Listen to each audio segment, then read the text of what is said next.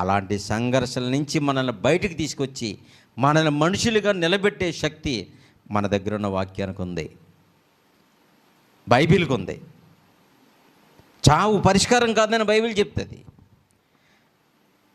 నీకు నువ్వుగా చనిపోటానికి నీకు నువ్వుగా పుట్టలేదు.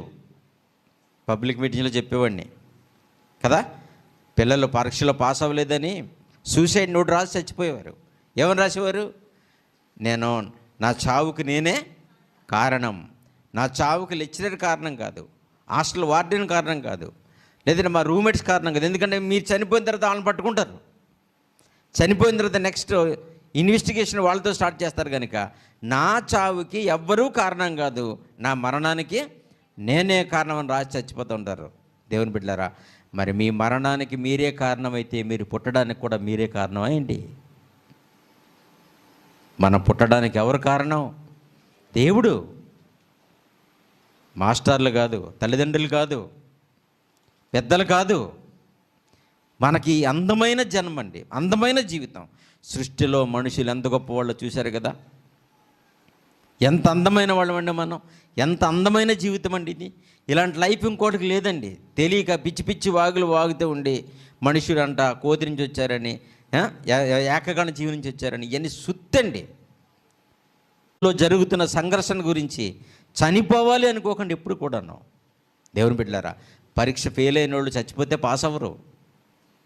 భార్యాభర్తల మధ్య గొడవలు వచ్చినప్పుడు చచ్చిపోతే మీ భర్త మారడు, నీ భార్య మారదు.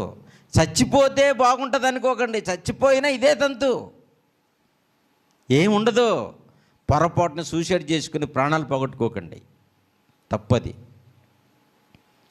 ఎందుకంటే సాతాను ఉచ్చులో ప్రపంచం పడిపోయింది, మనం తీసుకోలేని చిక్కుముళ్ళు వేసేసింది. అందుకనే సులువుగా చిక్కులు పెట్టే పాపం అన్నాడు. ఆ చిక్కులు రావు, ఇంకా తల వెంట్రుకలు చిక్కులైనా వస్తాయి, దారం చిక్కులైనా వస్తాయి, ముడులు పడిపోతే ఏదైనా వస్తుంది.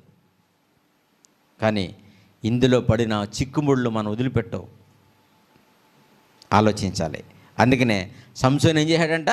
దినదినము మాటల చేత నొప్పిస్తుంటే ప్రాణం విసికే చచ్చిపోవాలనుకున్నాడు. చచ్చిపోతాడా? ఎవరండి అతను అసలు? ఎలాంటి వాడండి, ఎలాంటి జన్మండి అది? ఆయుధాలు లేకుండా అంత బలమైన 1000 మందిని చంపేశాడంటే మాటలండి. ఎంత గొప్ప శక్తి అండి దేవుడిచ్చింది. అలాంటోడు ఒక స్త్రీ వ్యామోహంలో పడి చచ్చిపోతాడా? పాపం ఎంత సులువుగా పడగొట్టద్దో చూడండి.